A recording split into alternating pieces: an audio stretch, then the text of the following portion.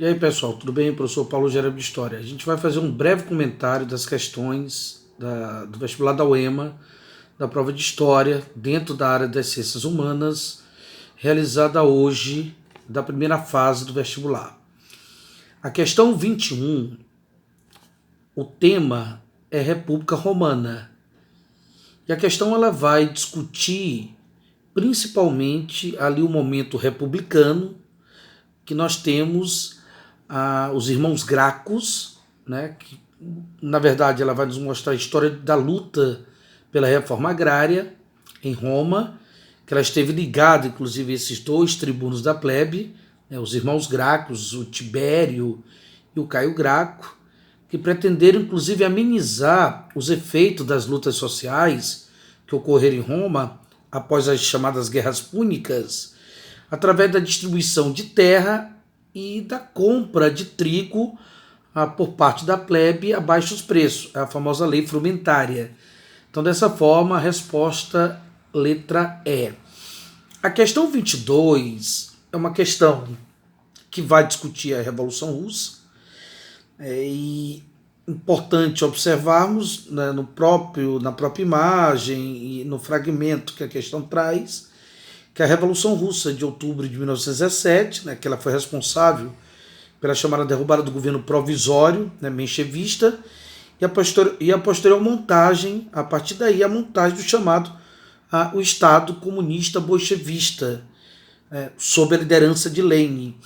Importante observar que, inicialmente, Lenin, lá naquele discurso das teses de abril, ele fala do poder para os comitês sindicais, né, e assim que assume a liderança desse Estado, ele começa a nacionalizar a economia, retira a Rússia da Primeira Guerra Mundial e começa a organizar o que nós vamos chamar de uma economia planificada, que ela vai ser consolidada lá na frente pelo stalinismo.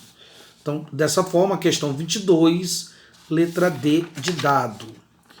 A questão 23 é uma questão que vai falar sobre a revolta de Beckman, ou a revolta de Beckmão, como alguns consideram.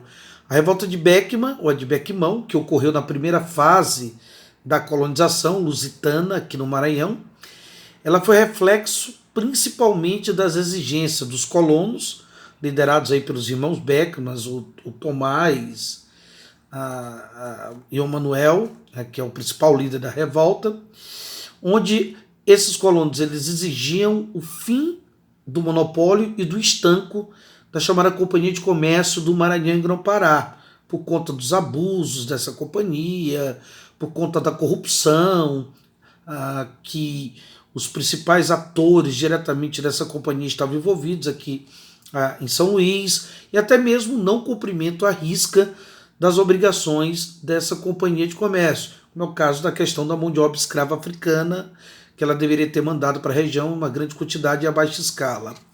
Aliado a essa questão, nós temos também a necessidade dos colonos de escravizarem a mão de obra indígena, que estavam sob a proteção aí evangelizadora da Companhia de Jesus. Dessa forma, a resposta letra B de bola. A questão 24, que ela pode ser abordada tanto por nós, da história, como pelo pessoal da geografia, ela é uma questão que ela envolve imigração e conflitos no Oriente Médio. E o que a gente pode observar é que atualmente a maioria, inclusive, dos refugiados vive no Oriente Médio e no norte da África, territórios conhecidos pela sigla MENA, MENA. Além dos conflitos civis, a região ela enfrenta também crise econômica, com crescimento médio estagnado em 2% ao ano, desde a década, inclusive, de 1990. É o menor índice de evolução, inclusive, de atividade econômica em todo o mundo. O desemprego chega a 15%, também é o maior do planeta, mas uma das questões centrais que acaba levando o deslocamento desses asiáticos aqui do Oriente Médio são justamente os conflitos civis, as guerras religiosas, as perseguições, enfim. Dessa forma, a questão é letra D de dado. A opção da questão 24, letra D. A questão 33 é uma questão que ela vai discutir o papel da Companhia de Jesus no Maranhão. Ela é uma questão que pode também ser trabalhada pelos nossos colegas da sociologia, que a questão ela envolve uma análise de discurso, né, a partir da ideia central ali de um dos sermões do padre Antônio Vieira. E o que a gente observa é que a escravidão, inclusive no raciocínio do cristianismo colonial português, aqui do século XVII, ele tinha o condão, né, de trazer os negros para a luz do cristianismo. Inclusive a igreja e os jesuítas, a ordem a qual pertencia o padre Antônio Vieira, com seus famosos sermões, né, inclusive Antônio Vieira pertenceu à ordem jesuítica até a sua morte.